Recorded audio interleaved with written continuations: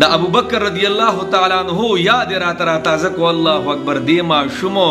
دا ماشوم چې تاسو یې نه دا خزانه دا کور راوړه خزانه او دنه به پیسې جمع کړي او سوی اے الله وای دا پیسې ما د عمرې د پاره جمع کولې یعنی مونږ ټول مور می ټول د عمرې د پاره جمع کولې عمرې ته بتلو خو چې پوه شو چې مسلمانانو باندې تکلیف زما پرونو راغلی دی نو خزانه راوړه ټول جاړي ورته خیالم کړی غټه ویډیو دا هغه ټول ورته جاړي او دغه خزانه راوړه او پدې کې چې کمې پیسې دي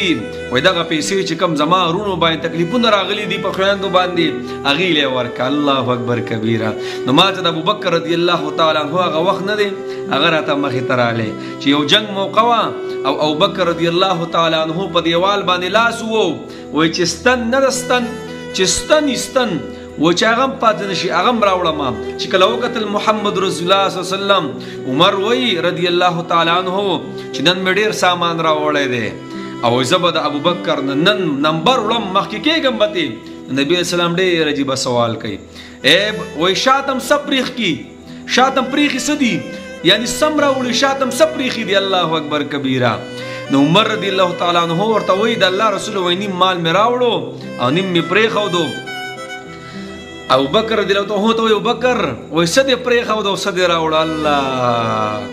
وایي په کور کې مې د الله او د الله د رسول محبت پرېښودو د هغې نه علاوه مې نور هېڅ نه دي پرېښي نور ټول مې د الله رسول تعالی راوړه الله الله الله نو زه وایم چې دا خلک چې په دنیا کې آباد دي که نه نو په دې باندې الله جل شانو دا دنیا آباده کړې ګینې زه خپل ځان یادوم زما د ګناهونو په سبب باندې ګورم زه ډېر مخکې تللی ښه بس الله دې موږ ټول له دا توفیق راکړي چې د خپلو مسلمانانو سره منډه تړلو وو د چا چې 10 روپۍ وس کېږي 10 روپۍ دا په دې نه ده ګورې لکه 1 روپۍ لکه 28 دی وس کېږي 28 پکې د چا کپړه پیزار د چا جوړار یو چې څومره سره سره کېږي الله دا نه و چې لکونه او زرګونه نه چې څومره دی وس که نه اقوم راوکه بس الله بدله بړ چړ کر څه درته کوي لوی لوی څیزونه به درکوي بس خو عباداتو کې دومره